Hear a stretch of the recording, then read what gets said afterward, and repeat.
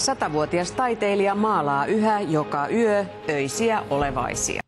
Mikkelissä voi tutustua vielä muutaman päivän ajan 100-vuotiaan Kaarina Staudinger loppukaarteen maalauksiin. Tämä tuottelias taiteilija maalaa yön hiljaisuudessa olevaisiksi kutsumiaan veikeitä hahmoja. Hänen töitään on esitelty jo eri puolilla maailmaa jo 6 vuosikymmenellä. Mikkeliläisen galleri Arin seinät hehkuvat taidemaalari Kaarina Staudinger loppukaarteen töistä. Hän saattaa hyvinkin olla maailman ainoa 100-vuotias kuvataiteilija, joka maalaa yhä. Ihan ei jaksa muuten, mutta pirskatti, kun nämä sormet ei oikein. Kato, tuolla on kynänjälki, tähän tulee kynä ja taidepensseli ja tuolla on kolo.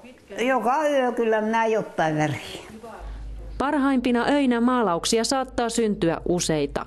Kaikki ne esittävät öisiä olevaisia, joita Staudinger loppukaarre on taltioinut lapsesta asti. Veikeät olevaiset ilmestyvät hänelle yön hiljaisuudessa.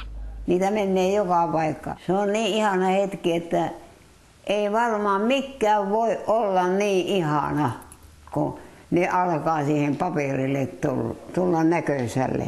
Akvarellien väritys on vaihdellut vuosien saatossa, mutta olevaiset ovat pysyneet. Ne seikkailevat arviolta 7000 itse oppineen taiteilijan työssä. Panen paljon paksusti väriä ja sitten veellä. Vettä pensselillä tiputtaa ja sitten heiluttaa. Kyllä mä kauan opettelin ennen kuin mä opin sen, minkä verran mihinkin kohti pitää panna sitä vettä. Savonlinnassa asuvalla taiteilijalla on ollut näyttelyitä jo 6 vuosikymmenellä.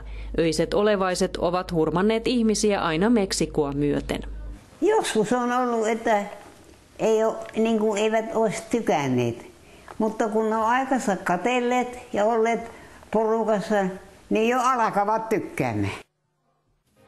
Aivan käsittämättömän fantastista. Melkoinen teräsmummo. Kyllä.